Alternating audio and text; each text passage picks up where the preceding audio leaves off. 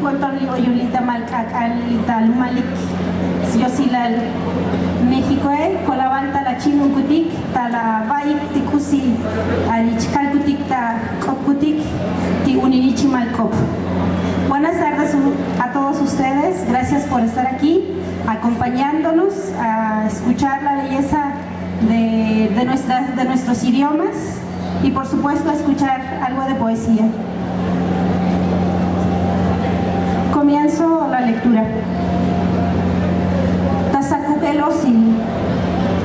Tasakubelosil libiniketike taskelikchboktal likakalen. Tastaik takaponel yuns natil skushlegik. Ha yorail yuntotiketik. Ta anil olol kakal likampanetik tashkehinik tayut kontontik. Lichtotiketas loktas patanakobal. Ha yorail yuntotiketik. Ha yorail smalkinelik tapom.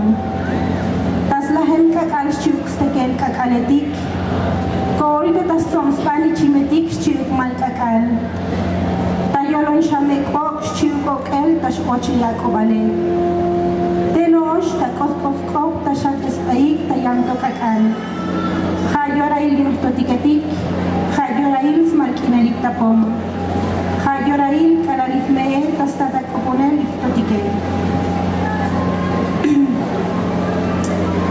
En la blancura del amanecer, los hombres vuelven su vista larga en una oración que alarga la vida.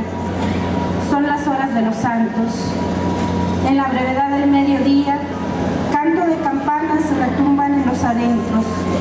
El sol disfraza sombras en los vivientes atuendos. Son las horas de los santos, son las horas del incienso. Al final de este y de todos los días, flores de horizonte lucen su amarillo opaco, festejando con luces y lamentos el murmullo sosegado.